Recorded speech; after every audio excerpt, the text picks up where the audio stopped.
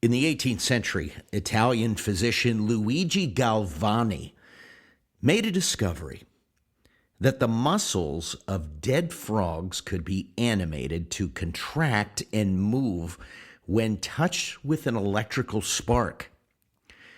These processes would inspire the crafty to imagine a time when deceased tissue could be animated to a point that it would be able to sustain itself.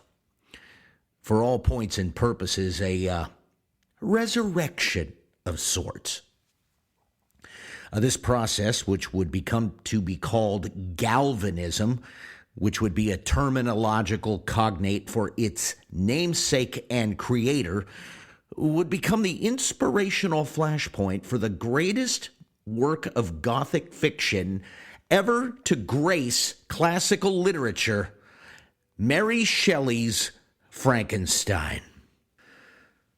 But would an author raised in the white-hot glare of her modern-day progressive politics, conventionally averse to theological terminology and essentially a baseline resistance to any Judeo-Christian worldview, accidentally swerve into one in her magnificent work? Maybe we'll find out today. This is box number 7.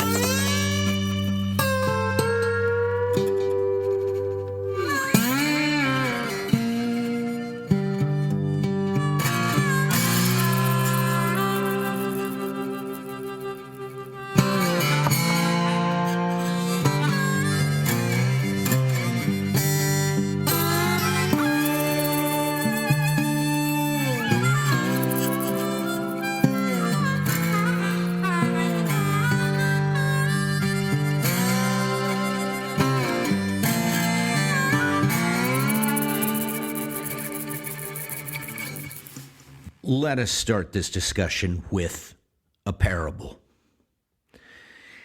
Have you not heard of the madman who lit a lantern in the bright morning hours, ran to the marketplace and cried incessantly, "I seek God! I seek God!" As many of those who did not believe in God were standing around just then, he provoked much laughter. "Has he got lost?" asked one. "Did he lose his way like a child?" asked another. "Or is he hiding? Is he afraid of us? Has he gone on a voyage? Emigrated?" Thus they yelled and laughed. The madman jumped into their midst and pierced them with his eyes. "Whither is God?" he cried. "I will tell you. We have killed him, you and I. All of us are his murderers. But how did we do this? How could we drink up the sea? Who gave us the sponge to wipe away the entire horizon? What were we doing when we unchained the earth from its sun? Whither is it moving now? Whither are we moving? Away from all suns. Are we not plunging continually, backward, sideward, forward, in all directions? Is there still any up or down? Are we not straying as through some infinite nothing? Do we not feel the breath of empty space? Has it not become colder? Is it not night continually closing in on us? Do we not need to light lanterns in the morning? Do we hear nothing as yet of the noise of the grave diggers who are burying God?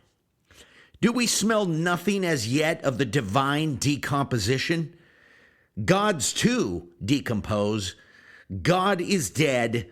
God remains dead, and we have killed him. How shall we comfort ourselves, the murderers of all murderers? What was holiest and mightiest of all that the world has yet owned has bled to death under our knives. Who will wipe the blood off of us? What water is there for us to clean ourselves? What festivals of atonement? What sacred games shall we have to invent? Is not the greatness of this deed too great for us? Must we ourselves become gods to simply appear worthy of it? There has never been a greater deed, and whoever is born after us, for the sake of this deed, he will belong to a higher history than all history hitherto. Here, the madman fell silent and looked again at his listeners, and they too were silent and stared at him in astonishment. At last he threw his lantern on the ground, and it broke into pieces and went out. I have come too early, he said. My time is not yet. This tremendous event is still on its way, still wandering. It has not yet reached the ears of men. Lightning and thunder require time. The light of the stars requires time. Deeds, though done, still require time to be seen and heard. This deed is still more distant from them than most distant stars, and yet they have done it themselves. It has been related further that on the same day the madman forced his way into several churches and there struck up his Requiem Aeternam Deo. Let out and called into account, he is not said always to have replied nothing but, "What after all are these churches now, if they are not the tombs and sepulchres of God?" This parable was penned by philosopher Friedrich Nietzsche in 1882. Nietzsche's prose is many times appropriated by the atheistic champions of the philosophical realm, and yet this parable literally circumscribes and describes the ultimate conclusion of removing God from the algebraic equation, that a rudderless ship will ultimately sail into madness, leaving mankind to attempt to replace the sacred guidepost with his own septic imitations, which always result in death. By the way, Charles Darwin made the same admission, whether anyone in the scientific realm wants to admit this or not, in his book, The Descent of Man, and stated that his biological conclusions that factored race into his spectral valuations of mankind would create an atmosphere for ethnic cleansing. If you don't believe me, look in his book, The Descent of Man, Chapter 6, titled Affinities and Genealogy. There you will find your recipe for slavery and ethnic cleansing. And yet, while disturbing, Darwin was correct about the logical conclusions of the devaluation of the human importance and its relationship to something higher. So, when the daughter of 19th century progressivism volleys a Gothic horror novel into the genre of scientific fantasy, one can expect such admissions, whether by accident or design. Frankenstein is a literal cautionary epistle against the arrogance of man, his quest for power, and his willingness to place science on the highest throne. The book in no way attempts to make any metaphysical lessons in doing so, although Mary Shelley in her introduction makes this following concession, quote, "I saw the pale student of unhallowed arts kneeling beside the thing he had just put together. I saw the hideous phantasm of a man stretched out and then, on the working of some powerful engine, show signs of life and stir with an uneasy, half-vital motion. Frightful it must be, for supremely frightful would be the effect of any human endeavor to mock the stupendous mechanism of the creator of the world," unquote. Now, this concession could be sarcastic, although it isn't really the general thought about her thinking. Shelley made no bones about the fact that her nighttime visions and meditations brought about the general plausibility of things explored in the novel, and for all points and purposes, God is not a factor in the book, and yet he is. The book's title, Frankenstein, or the modern Prometheus, makes an already mythological comparison to the Greek Titan, the god of fire and creator of mankind from clay. In the Western classical tradition, Prometheus became a figure who represented human striving, particularly the quest for scientific knowledge and the risk of overreaching or unintended consequences. His association with the Caucasus Mountains in Greece also bring the creative and angelic parallels of the Mesopotamians and the Hebrews, which have different names for essentially the same general narratives. The Mesopotamians cite the Apkallu, these giant beings that descended from the sky and brought forth worldly knowledge that both enhanced and corrupted humanity. This becomes even clearer when the scriptural account of Genesis 6 is brought forth. In effect, a cadre of angels rebel against God, marry and reproduce with human women, and give birth to a hybrid form of life that has no official spiritual classification. These angels would provide giant technological leaps into metalwork and science, math, and even the social ramifications of artificial beautification of the face, and ultimately the desecration of sexual parameters that would ultimately destroy the purity of man and beast alike. The scriptural accounts are sparse but clear, referenced in Jude and slightly in 1 Peter, at least by allusion. Paul even makes odd references to the relationship of angelic perception and participation to the condition of women's hair during prayer, which by itself is an odd and disconnected statement and makes no sense on its own. As Dr. Michael Heiser said once, if it's in the Bible and it's weird, it's probably important. However, when the Book of Enoch was discovered amongst the Dead Sea Scrolls, it became a literal transparency overlay. In comparison to an incomplete pirate map that requires a second codex explaining narratives that the first century Jews understood quite well, that rogue celestial beings opening knowledge portals to a fallen race was going to cause disaster, and it did. So this accumulation would bring about the flood, a narrative that exists in nearly every ancient culture, including that of Prometheus, whose own arrogance wrought disaster. The only difference is Prometheus is a hero in his narrative. The Nephilim are drowned in the biblical and Enochian account and are cursed to wander the face of the earth as tormented things that never should have existed.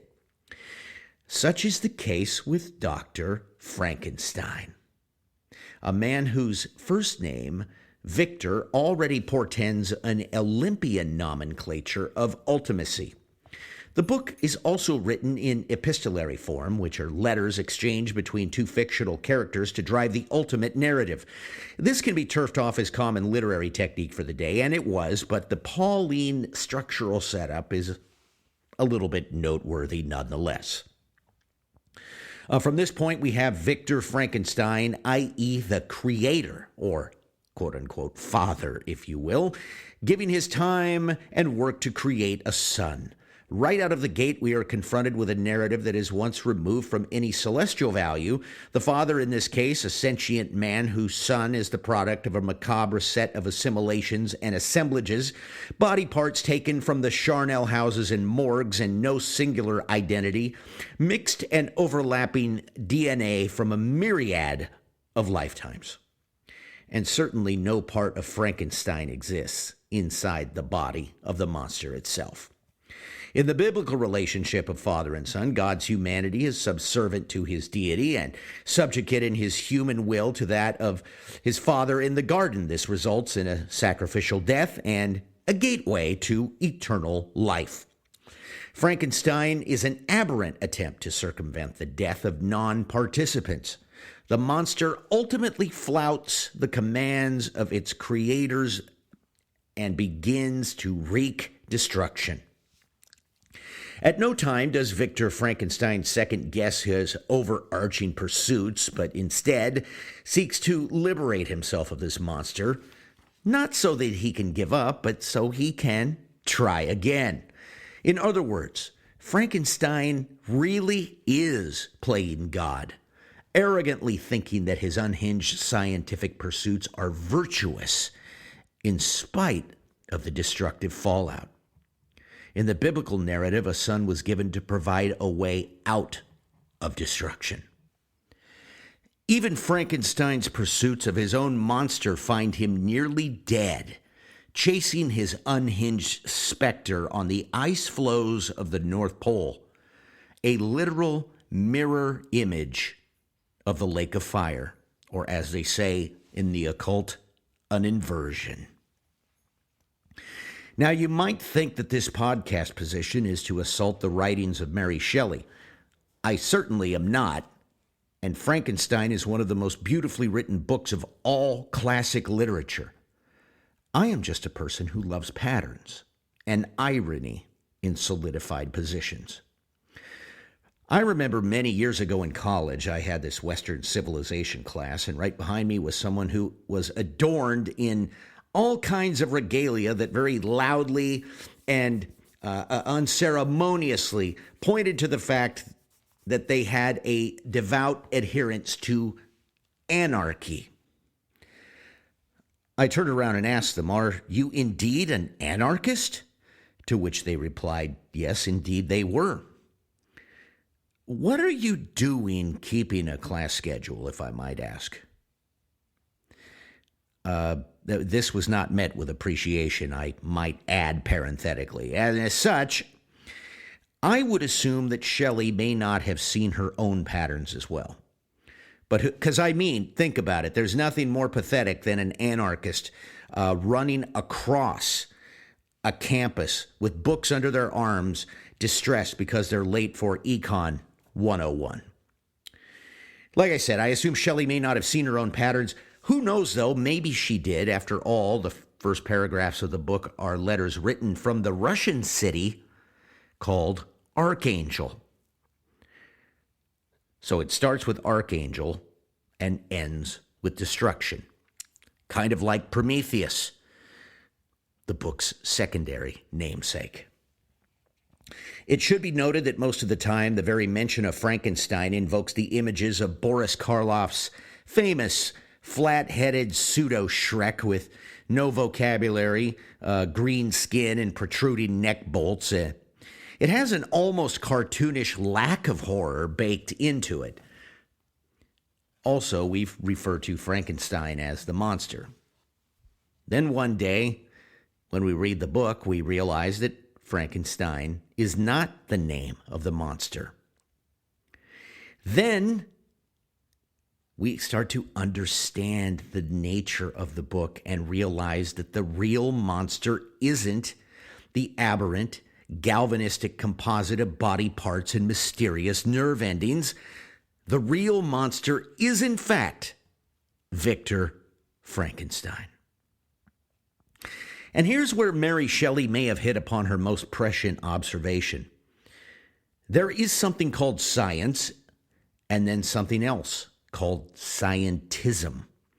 One where the progenitor begins to think his discipline descends from some higher order, and all critics are mere mortals, and all pursuit hiding in the skirts of science are noble, destruction and death notwithstanding, to a place that the scientist himself may declare that they are the embodiment of science itself, instead of a humble practitioner of disciplines, observations, and endeavors.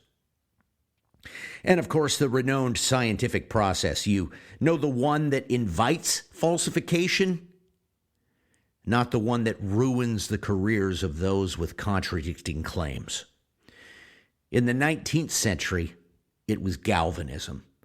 In the 21st century, a spinning wheel of obsessive, deadly experiments reside within far more anodyne and boring labels, removing any sense of descriptive horror, but unleashing death worldwide.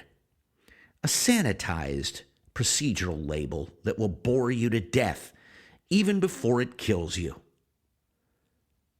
In the 19th century, it was Galvanism. Today it's called gain-of-function research, and its adherents are no less godless and vacant than Victor Frankenstein. But their monster is invisible. This is box number 7.